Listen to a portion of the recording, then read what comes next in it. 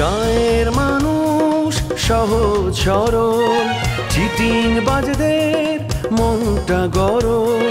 কেউ বলে না ভাই ন্যায্য কথা বলার মতো একটা মানুষ চাই। আমরা ন্যায্য কথা বলার মতো একটা মানুষ চাই।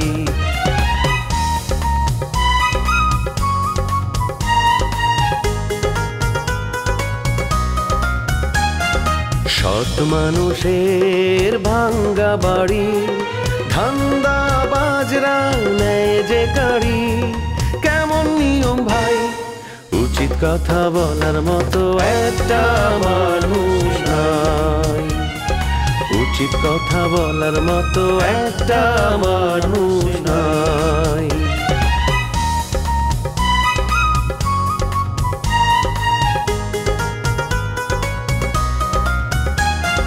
চোরের মায়ের বড় গলা, মিথ্যা দিয়ে সত্য বলা ভদ্রলোকের ভাই।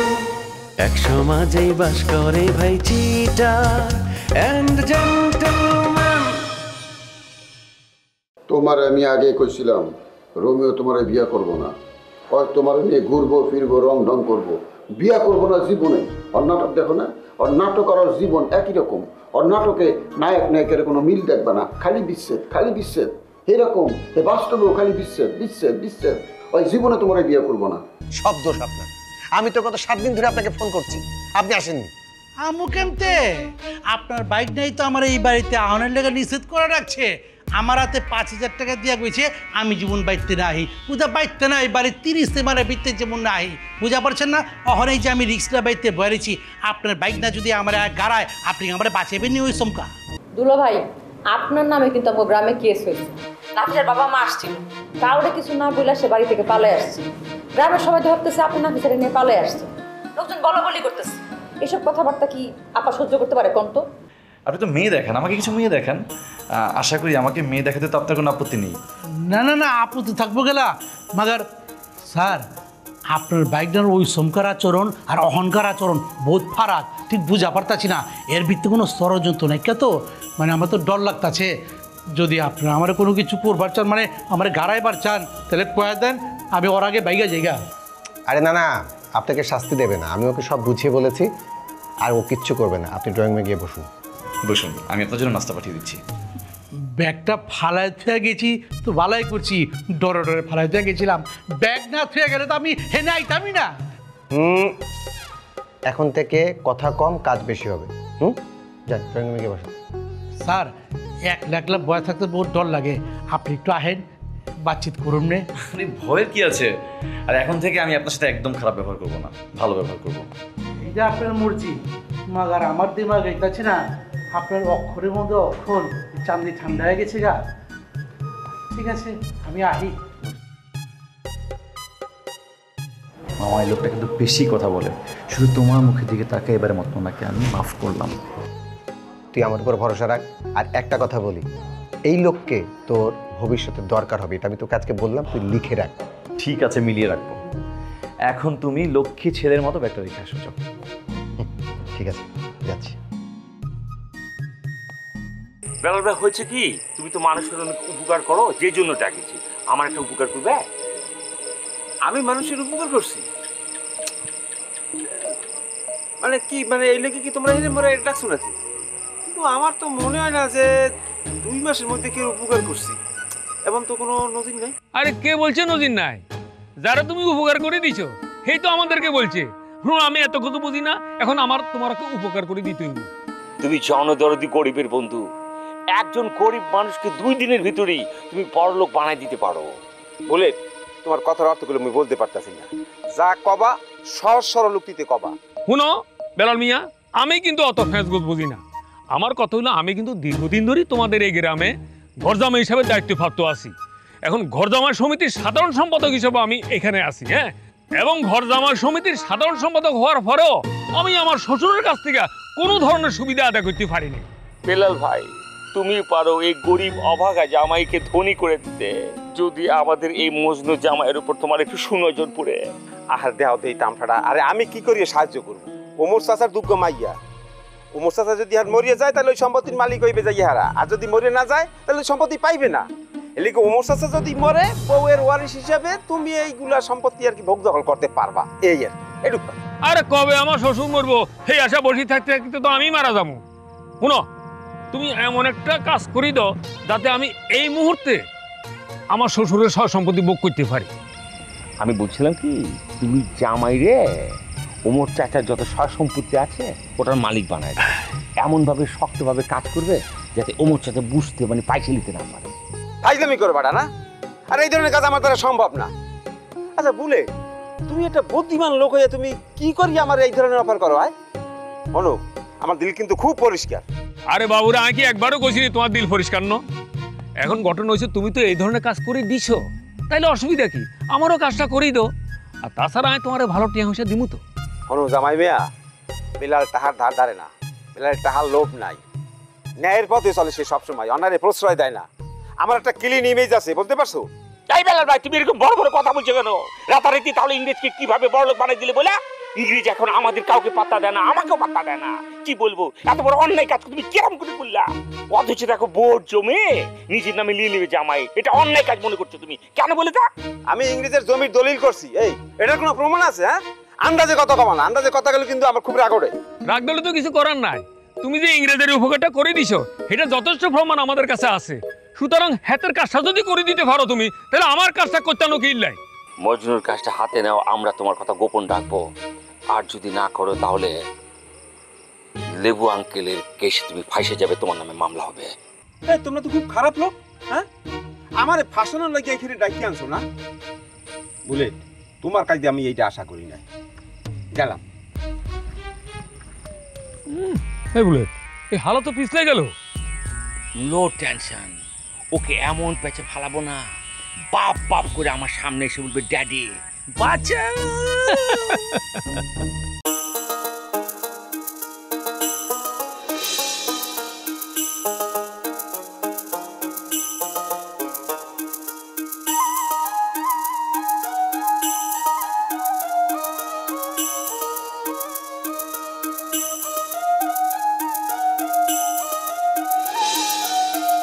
হ্যাঁ, এই আমি কাকে দেখছি?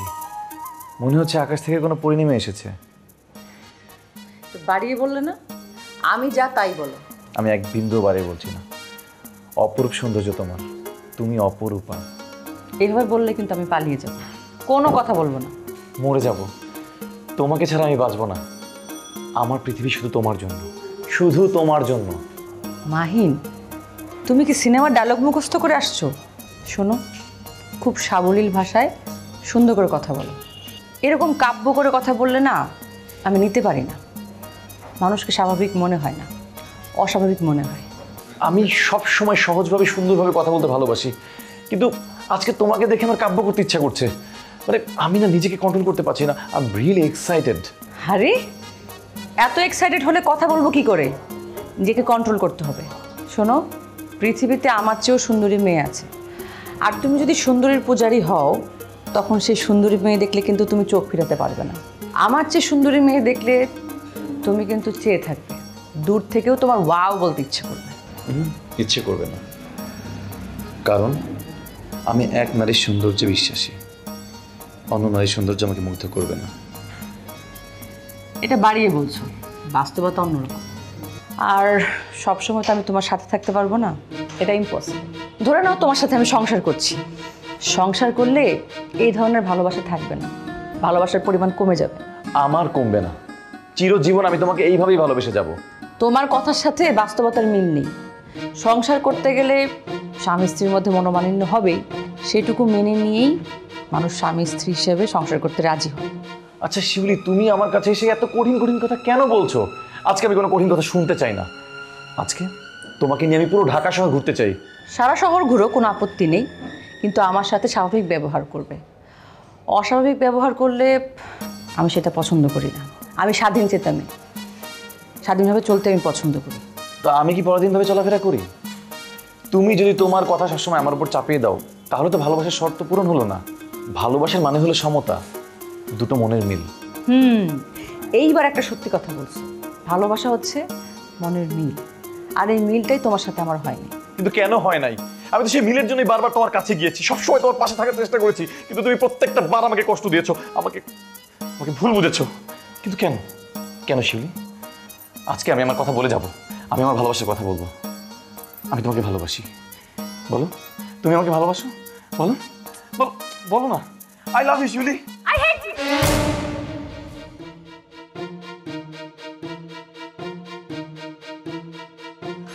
আমি কি দেখি?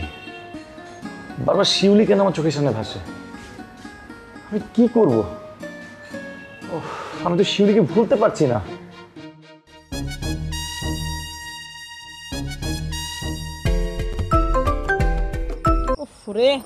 হ্যালো, এই রমজান ভাই, আপনি রাত করে ফোন করছেন কেন?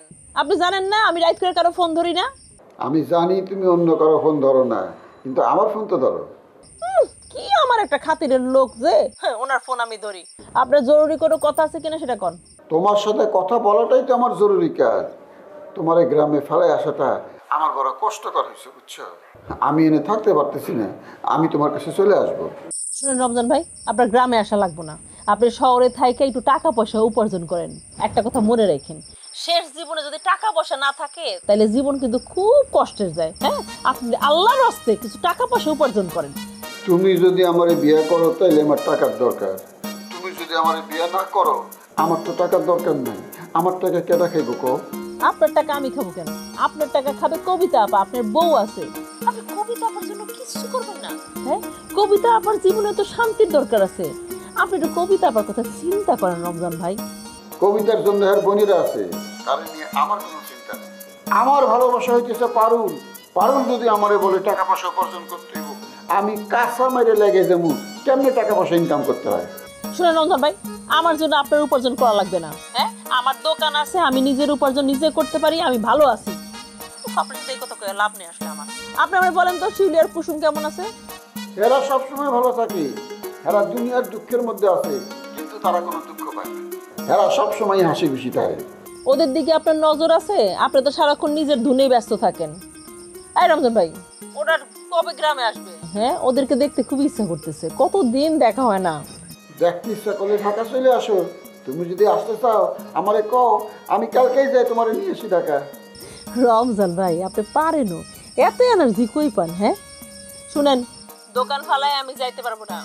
গ্রামের মধ্যে আবার নতুন করে ঝামেলা শুরু হয়েছে। গ্রামের মধ্যে কি ঝামেলা হয়েছে? আমার পরিবার নিয়ে কেউ ঝামেলা করতেছে? না না, আপনাদের নিয়ে কিছু হইতেছে না। ওই যে লেবু সাহেব আছে না, তার সব সম্পত্তি যে তার ভাই না ইংরেজ তো জালিয়াতি করে লেখা নিয়ে গেছে। এর জন্য এটা নিয়ে খুবই গ্যাঞ্জাম হইতেছে গ্রামের মধ্যে। কও কি তুমি? ইংরেজ এত বড় কাম করলো কেমনি? ইংরেজে তো সবাই বোকাশোকা মনে করে। ওই তো বিরাট একটা ঘটনা ঘটাই দিছে, ইংরেজে তো পুরস্কার দেওয়া উচিত। ওরে পুরস্কার দিবেন আপনি? ও এত বড় জালিয়াতিটা করলো কেমনে? আমি তো ইংরেজের বিরুদ্ধে কাজ করব। পারো তুমি কি কইতেছো? ওই লোক আমাকে এত বড় সর্বনাশ করছে, তারপরে তুমি তার পক্ষ নিছো, এটা তুমি মানতে পারতেছি না। আমি এই ঘটনাটা শিউলি কুসুমরে জানাবো। রমজান ভাই শুনেন, আপনি শিউলি আর কুসুমরে ভালো করে জানেন, আবার ওরা যেন আমার ভুল না বুঝে যে আমি লেবু সাহেবরে সাপোর্ট করতেছি। ওরা দেখা গেল আমার ভুল বুঝতো। আপনি একটু বুঝে শুনে বললেন কিন্তু। আচ্ছা রাখি, মেলা কথা বললাম আপনার সাথে। আচ্ছা রাখি। লেবু মিয়া, এইবার হচ্ছে মজা।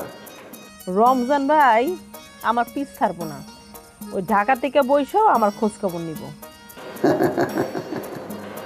এরকম একটা লোক যদি আমি জীবনে পাইতাম তাই আমার জীবনটা ভালোই হইতো। কিন্তু তার তো আগেই বিয়ে হয়ে গেছে, তার উপরে বয়স বেশি। না বাবা, তার কথা চিন্তা করা যাবে না।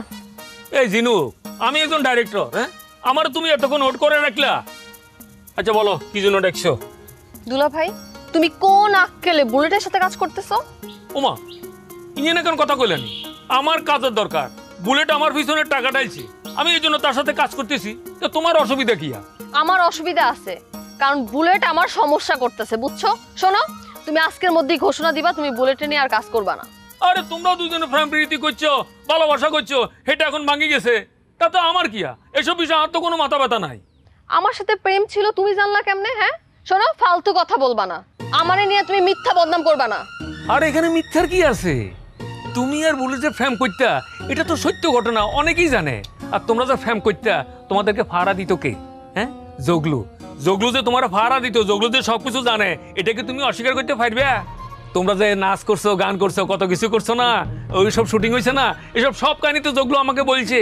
বাহ বাহ, আমার নামে ষড়যন্ত্র শুরু হয়ে গেছে। হ্যাঁ, আমি ভালো থাকি, শান্তিতে থাকি, এটা তোমাদের সহ্য হইতেছে না, এটা তোমরা চাও না।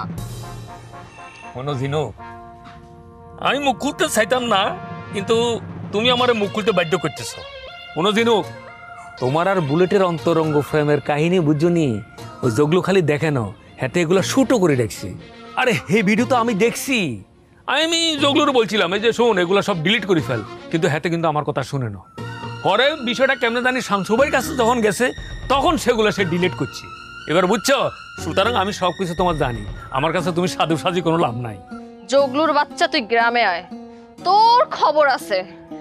ওরা যে আমি কি করবো চিন্তাও করতে পারবো না, ওর নামে আমি মামলা করবো। আর এখন মামলা দিয়ে কি করবা? ওই ভিডিও তো ডিলিট করে ফেলছে। কিন্তু ঝিনুক, তুমি আমার একটা কথা বলো তো, এই যে আমি কথাগুলো বললাম, এগুলো কি একটাও মিথ্যা কথা? এগুলো সত্য না? তুমি আমার সত্য মিথ্যা শিখাইতে আইসো না, বুঝছো? বুলেট গ্রামে খারাপ কাজ করে, আর সেই খারাপ কাজের জন্য তোমরা সহযোগিতা করো। শোনো, ওরে শুদ্ধা, তোমাদের শুদ্ধা আমি মামলা দেবো। আরে মামলার ডর আমার দেখেও না, উল্টা তোমার নামে আমরা মামলা করতে পারি, বুঝছো? আর একটা কথা তোমারে বলি, ওই বুলেটের লগে পাঙ্গা লইয়া তুমি এই গ্রামে কিছু করতে পারতে না। তোমার কপালে দুঃখ আছে, বুঝছো? আমি আগাম জানাই দিলাম। আর তুমি দিই তো বুলেটের থেকেও খারাপ। ও, আমি তো খারাপ হবই। আমি তো মানুষের মুখের উপর উচিত কথা কই, উচিত কথা বলতে মানুষের খারাপ লাগে, তোমারও লাগছে। শোনো, তোমার বন্ধুরে তুমি সাবধান করে দিও, বুঝছো? সে যেন আমার খোসাইতে না আসে। যদি আমার খোসায় না, আমি তারে পিটে রক্তের বন্যা বসাই দিব। আমার এইটাই ফাইনাল কথা, এটা আমি তোমারে বলে দিলাম, তুমি তারে সাবধান করে দিও।